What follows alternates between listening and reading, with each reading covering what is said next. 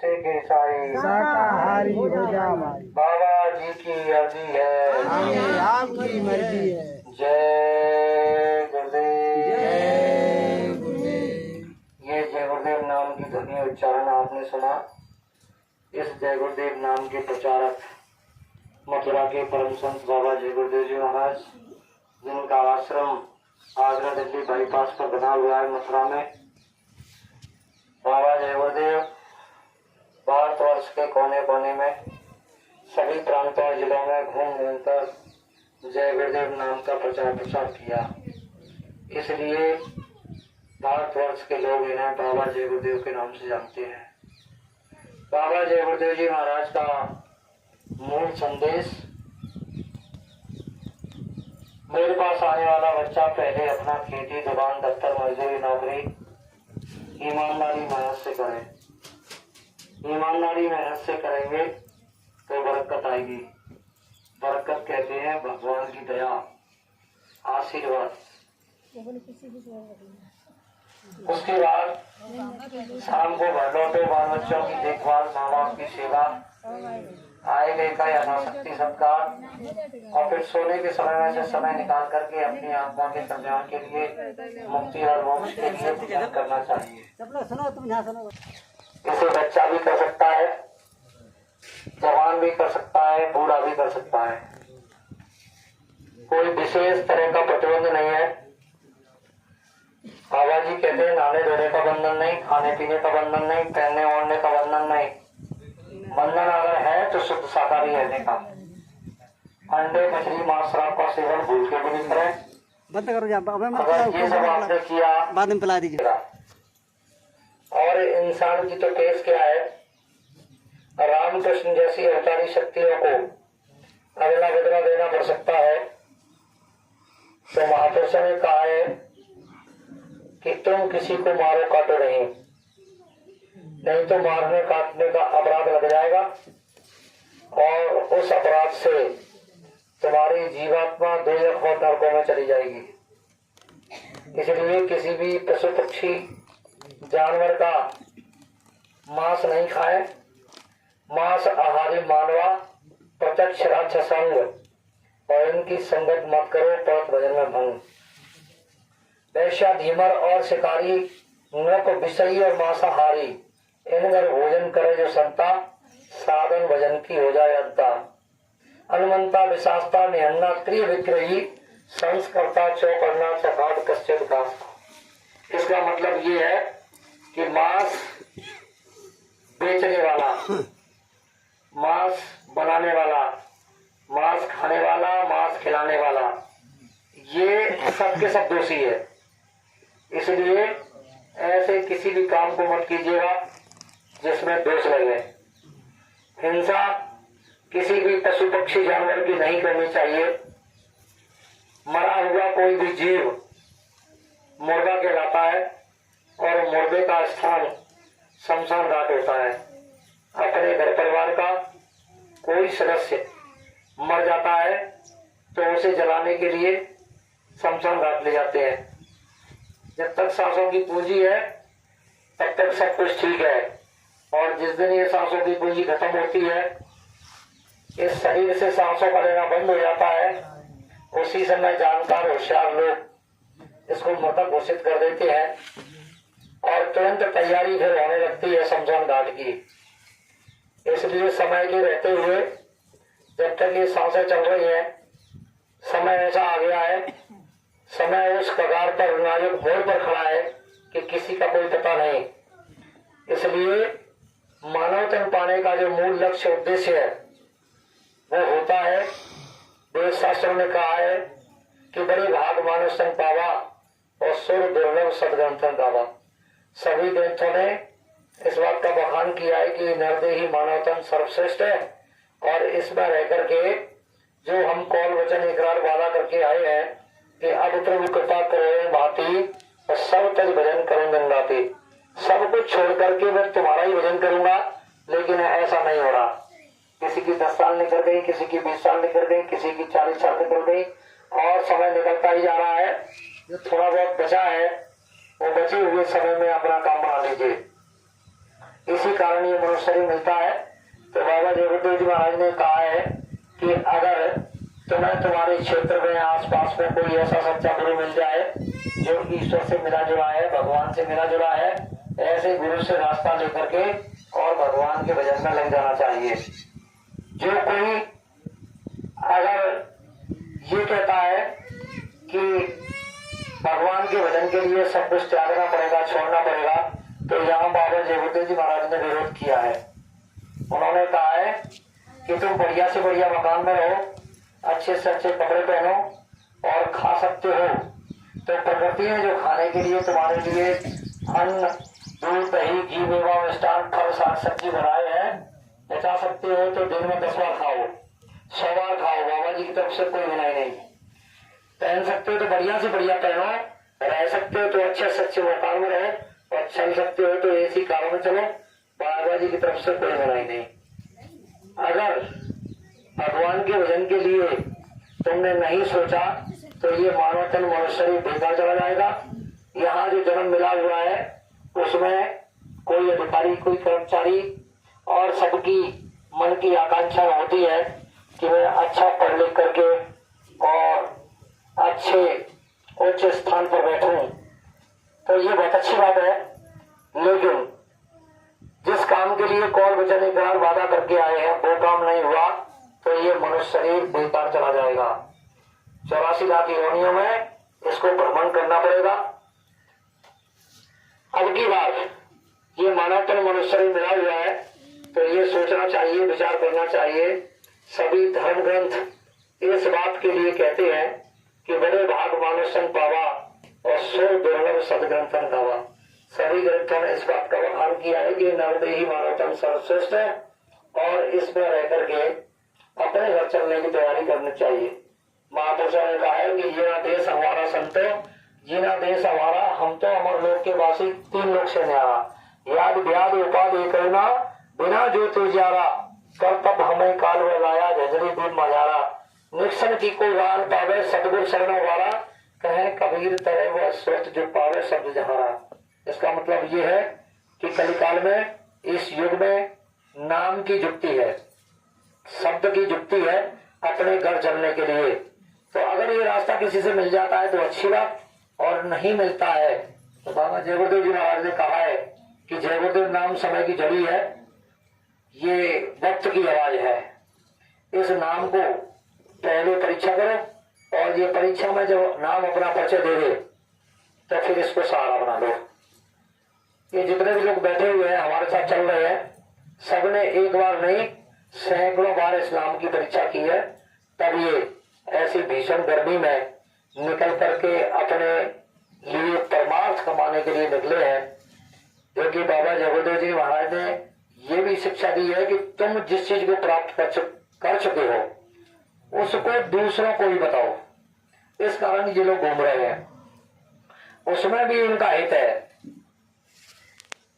ये ऐसे नहीं घूम रहे, इन्होंने ये अनुभव किया है कि इसको करने के बाद क्या लाभ हुए हैं, क्या फायदा हुए हैं, उन फायदों को अन्य लोगों को भी बताओ जिससे उनका भी हित हो, उनका भी भला हो।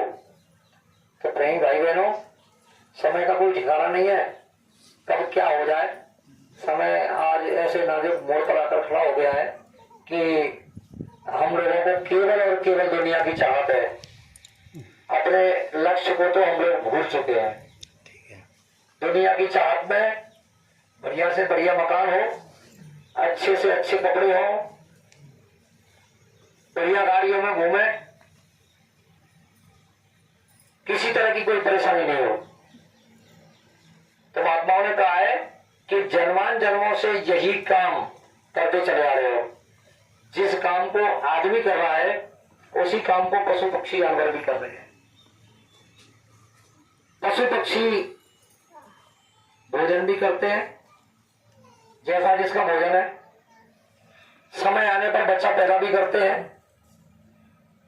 आप लोग भी भोजन करते हो समय पर, समय आने पर आप लोग भी बच्चा पैदा कर रहे हो। केवल इतना सा ही काम नहीं है इस आदमी का, इस आदमी का काम कुछ और भी है।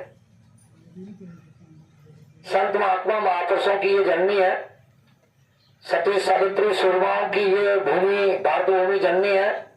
इसलिए महापुरुष ये शिक्षा देते हैं कि एक महात्मा ने, एक राजा ने एक महल का निर्माण करवाया और उस महल में 7 मंजिला थी। 7 मंजिल पर एक बोर्ड लगा हुआ था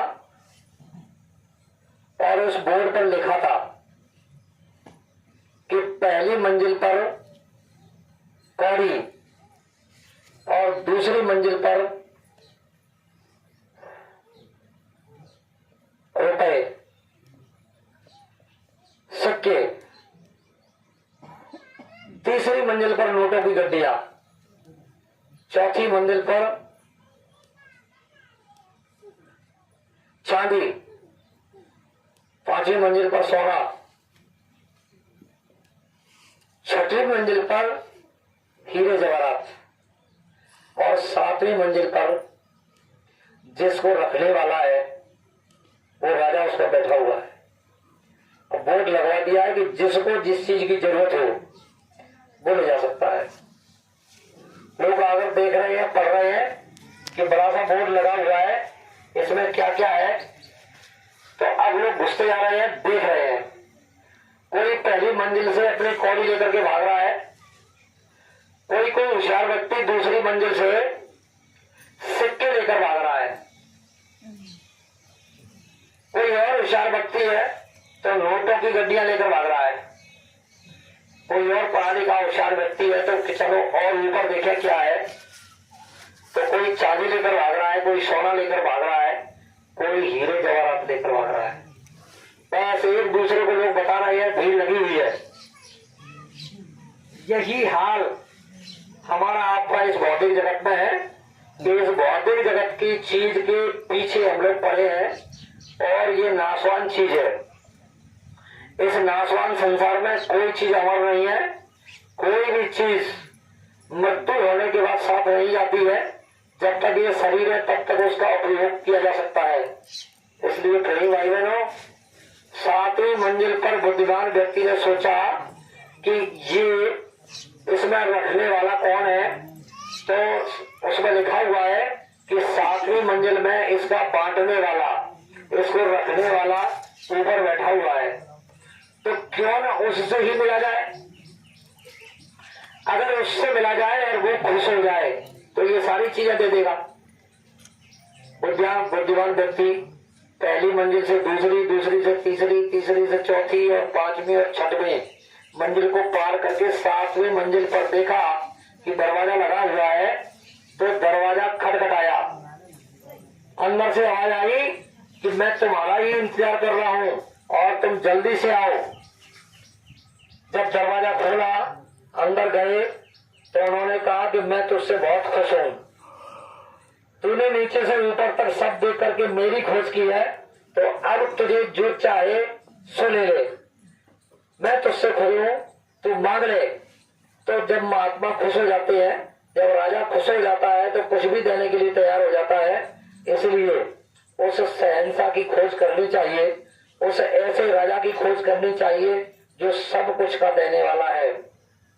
ऐसे महापुरुष बाबा जय गुरुदेव जी महाराज, जिनसे हर चीज प्राप्त की जा सकती है, लोक भी बनेगा और परलोक भी बनेगा। ऐसे लोक परलोक बनाने वाले बाबा जय गुरुदेव जी महाराज की अगर कोई शरण लेता है तो उसका हित ही हित है। इसलिए प्रेमी भाई बहनों, बाबा जी ने कहा है कि जय गुरुदेव नाम की पहले परीक्षा करो। जब तक परीक्षा नहीं करोगे तब तक भरोसा नहीं होगा। खेत में, खलिहान में, दुकान में, मकान में, जंगल में कहीं भी फंस जाओ, बेसहारा हो जाओ, उस समय पर आप जिसको भी याद करते हैं, जिसकी भी भक्ति करते हैं, जिसको भी मानते हैं, उसको आप याद कीजिए। अगर आपकी मदद हो जाए तो ठीक, नहीं बाबा जय गुरुदेव जी महाराज ने कहा है कि जब कोई आपकी मदद करने आए तो केवल 1 मिनट का समय देना, जिसमें जय गुरुदेव नाम प्रभु का, जय गुरुदेव नाम प्रभु का, जय गुरुदेव नाम प्रभु का केवल 10 बार उच्चारण करना और ये नाम अपना परिचय दे दे। आपकी मदद हो जाए तो फिर आप इसको सहारा बना लीजिए और सुबह शाम जय गुरुदेव नाम का जप, आपके पास जितना समय है, 5 मिनट का, 10 मिनट का, 15 मिनट का, आधे घंटे का, बाबा जय गुरुदेव 24 घंटे में से 1 घंटे मांगते हैं। 23 घंटे आप अपने घर गृहस्थी का कामकाज कीजिए, जिसके लिए किसी भी तरह का कोई भी लिबास भेष धारण करने की आवश्यकता नहीं है। जंगल जाना नहीं है, घर द्वार छोड़ना नहीं है, बाल बच्चों से अलग होना नहीं है, लंगोटी लगानी नहीं है। अगर आपने ये सब किया तो बाबा जय गुरुदेव जी महाराज के शब्दों में आपको भगवान कभी नहीं मिल सकता। घर गृहस्थी में रहिए, बाल बच्चों के साथ रहिए, उसी के साथ साथ समय निकाल करके अपनी आत्मा के कल्याण के लिए, मुक्ति और मोक्ष के लिए कुछ ऐसा जतन साधन यानी भक्ति करनी चाहिए। और इस कलिकाल में केवल और केवल नाम की भक्ति है।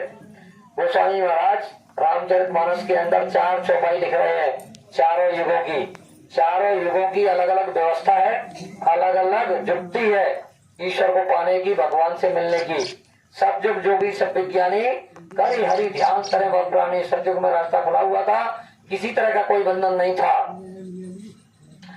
इसी मानव तन में रहकर के जीवात्मा दिन में सैकड़ों बार उस परमपिता परमात्मा से मिलती थी और सैकड़ों बार उतर कर इसी मानस मंदिर में वापस लौट के आ जाती। फिर युग का परिवर्तन हुआ, सिस्टम में चेंजिंग हुई। त्रेता विविध यज्ञ नर कर ही प्रभु समर्पित कर्म बहुत रहे। यज्ञों के करने से जो फल की प्राप्ति होती थी, उसको भगवान के चरणों में समर्पित कर देने पर उसको भगवान का लोक, भगवान का दर्शन दीदार होता था।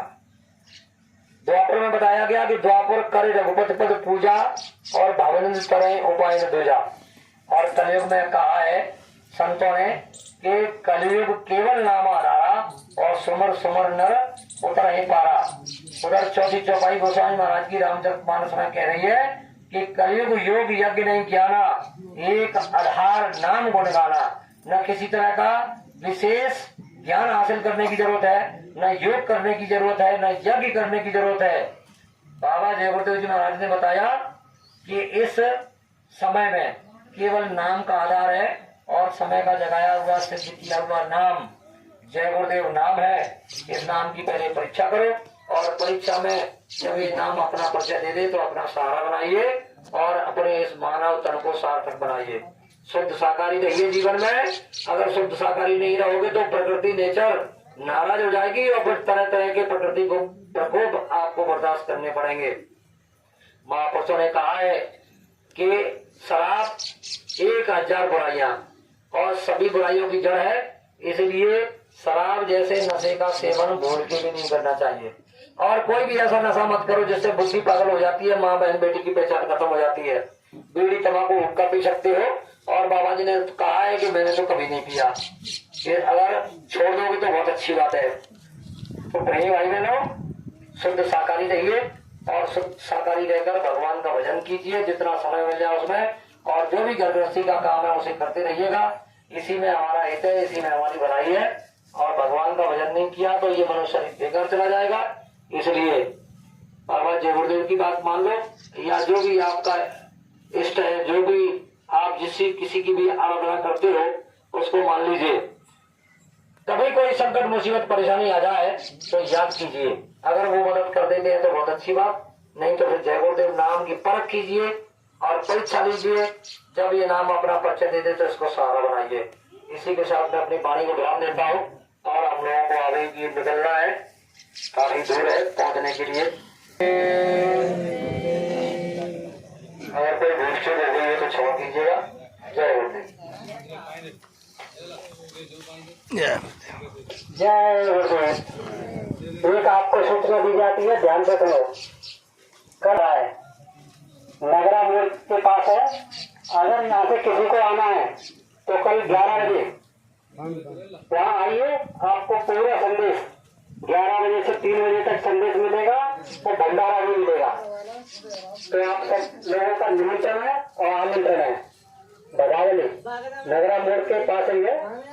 जो कोई भी आना चाहे और किसी को लाओ और आओ। लाने का भी आपको पुण्य मिलेगा और आने का भी पुण्य मिलेगा। डबल पुण्य लेना है। और हम आपको